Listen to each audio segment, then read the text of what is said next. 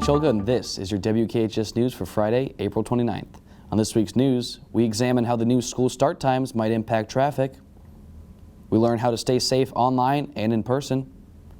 And we search for the best ice cream in our community. Your WKHS News starts now. Audio Jungle.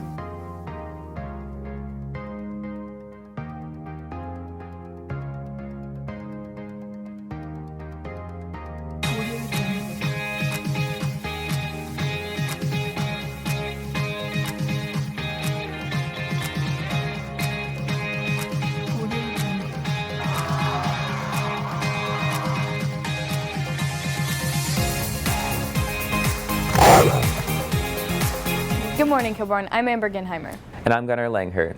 Recently, there have been many problems regarding the WKHS parking lot. Michaela, Gabby, and Claire give us some insight on these traffic issues. As the new start times shift with the new year, WKHS students and staff discuss how traffic will be affected and what we can do to help. The start time will be 8:40 next year, which is almost an hour later than we have now. Students cannot be dropped off earlier than 30 minutes prior to the start of the day, so they can't be dropped off by a bus prior to 8:10. With students having more opportunities to practice and to do other things before school starts, I think it could alleviate some of the traffic issues we have. I think it's going to drastically affect what goes on because everybody has to be dropped off within 30 minutes of the start of school. Right now, the buses literally start showing up about 50 minutes before school starts, and it usually takes them anywhere from 25 to 30 minutes to drop off all the kids. And what I usually do is restrict that bus lane so that the buses can get in and out faster. Now everybody's going to be coming in at the same time. Any of you that are used to getting up late and trying to get here as late as possible, that's going to be very, very hard. This year I think it would help a ton with traffic if people just decided to get to school earlier, come in a little sooner. I know one of the biggest issues we have is with people trying to go a little bit too fast. I think to help traffic, everyone should just be patient with each other and let each other out. There's only one entrance to the school and one exit, so it's like everyone's just gonna get out when they get out. You just have to be patient with it. The number one thing is to be patient. The hardest part that we have is not necessarily in the morning, unless people are running late and they try to rush, but being patient is the safest thing that they can do. Also, anytime that a student can have the opportunity to ride a bus, that is a mass exit strategy. So bus riders tend to alleviate some of the traffic that we have as opposed to individual car riders. But I think the biggest problem is trying to get people in off a hard road, entering the campus while students are leaving right at 3:05. This has been Michaela, Claire, and Gabby with your WKHS News. When going out, there are many things students should be aware of. Maddie and Olivia give us some insight on how to stay safe online and in public places. We talked to students at Kilbourne, police officers, and safety instructors on how to stay safe in today's society on social media and out in public. Have you ever had an uncomfortable experience online? Oh, definitely. People are way more willing to do weird things online because it doesn't have to be to your face. So I've had people approach me asking for inappropriate things or trying to make deals with me about all kinds of stuff. It's really weird, but it's definitely more common online than in person. If someone I don't know adds me or tries to DM me and says something really weird, I'll just block them. I mean, it's an easy way to just get rid of something fast. You don't have to worry about it. Social media, as we know, really dictates a lot of people's lives, and social media really impacts and influences specifically young people today.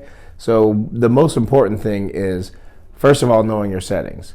Even myself, I didn't have Facebook for a long, long time, and then I finally decided to get it, and I didn't even realize myself in my settings that I had made my personal cell phone number public.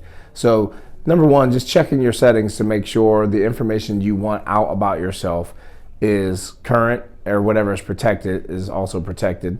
Number two, if you can make yourself private in a lot of social media platforms, it's much preferred because you can dictate who you allow to follow you and who you don't. And then lastly, that digital footprint lasts forever. So you absolutely want to be safe in the things that you're saying and doing on social media, because someone could misunderstand possibly something you posted as maybe you think is funny, but in the long run someone thinks maybe offensive or hurtful, and then that may impact you and they want to retaliate. But online isn't the only place you need to consider your safety. Many teens feel uncomfortable in public settings as well. There's many ways you can stay safe in public by simply just not going anywhere by yourself and always being with a friend, especially if you're not familiar with the area. Some people carry around like pepper spray and sometimes tasers, but most females, or actually not just females, anybody carry around pepper spray just to stay safe and feel like they can be safe at all times. I'm part of a group that teaches empowerment self-defense. And that's different from regular self-defense in that regular self-defense starts from the outside. Think about like a Christmas tree. Regular self-defense puts all kinds of lights and ornaments and teaches you how to do, if they do this, you do this, so you look flashy and you can do the presentation. But if you have a saggy, soggy, wobbly, sad tree, all that extra stuff ain't gonna do any good. So what we do is we teach that stuff, but we start from the inside and teach people how to actually embody confidence, embody the idea that they can protect themselves. The most important thing in life, the general principle we always talk about in policing and safety is safety in numbers, right? So anytime you go somewhere publicly, if you can always go with someone else, that is always most preferred. It doesn't matter if it's daytime or nighttime.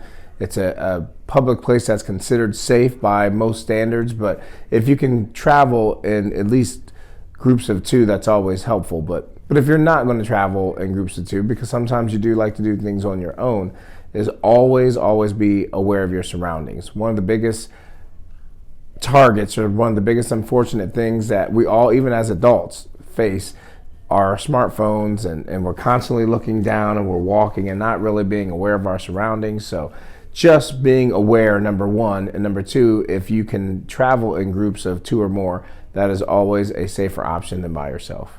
Perfect example is the mall, right? We've had several high-profile incidents here, and just not far from here, from local area malls where it broad daylight, and unfortunately there was gunplay and violence involved. So it really goes back to being aware of your surroundings at all times, right? So you want to make sure if you're wearing earbuds and you're talking to people through the earbuds or listening to music, that's great. But in public, it's always best to only have maybe one earbud in as opposed to both, and make sure you're constantly checking your area around you, because at a moment's notice, anything can change. And especially for the seniors that may be going to college later, whether it's at a university close by or out of state, one of the number one issues that we see on all college campuses with violence sometimes, where kids are mugged or have property taken from them, or even unfortunately sexual assaults, is going places late at night by themselves or walking down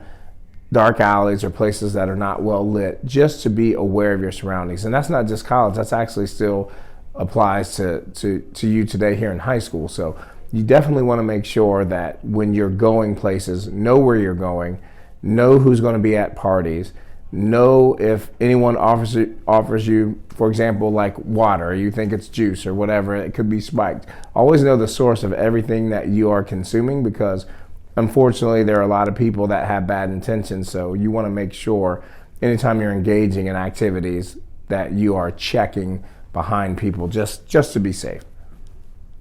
Take this advice into consideration and stay safe, Kilbourne. This has been Madeline Fiesel and Olivia Garland, WKHS News. This week on our website, CJ Smith gives us all the best locations for prom pictures. To know how to get prom tickets or where to park, Addie Baird gives us all the basics on prom. Sophia Mosser gives us all the details and behind the scenes of prom. You can find all this and more on our website at WKHSmedia.com. There have been numerous times that I've wanted to go out for ice cream with my friends and I had no idea where to go. Bro, honestly, me too. I mean, thankfully, Liv, Bryson, and Riley tell us about all the great ice cream spots in town that we should try. There are so many ice cream places around town to enjoy as the weather starts to warm up. Here are some things to consider while picking a place to enjoy a sweet treat this summer. Grader's Family Heritage and Ice Cream makes it just taste better. This more expensive ice cream shop has interesting flavors and closes at 11 p.m. in summer. Dairy Queen is a great inexpensive community ice cream place that's great to hang out at, with a wide menu variety. Everyone can find something to enjoy. Dairy Queen is open 10 a.m. to 10 p.m. Rita's Italian Ice is a great place to go to beat the heat, with flavored ice and custards available until 10 p.m. Diamond's Ice Cream, located in the Sawmill Center, is underrated and offers many different options. This family-owned business opens at noon and closes at 9 or 10 depending on the day. It's open year-round from 11 to 10, and in the winter we're not as busy, but in the summer our busiest times are probably 5 to 7. My favorite item is our salted caramel truffle. My favorite item is probably our Buckeye. It's our peanut butter ice cream with a hot fudge ripple and then little candy Buckeye pieces in there. I would say our most underrated flavor is probably the praline pecan, which is a vanilla ice cream with a butterscotch ripple and candied pecans in it. Strawberry cheesecake chunk is really good. I'd say that's like a top 5. Handel's, located in Powell, is a homemade ice cream shop with a large variety, closing at 10 p.m. Handel's has a 4.5 star rating on Google. This has been Riley France, Bryson Malinowski, Olivia Arthur, WKHS News. This has been your WKHS News. Tonight, baseball plays, so make sure to come support. And over the weekend, baseball, softball, and lacrosse have their games, so make sure to wish them the best of luck. Have a fun and safe weekend, Kilbourne. And always remember to make the Pack proud.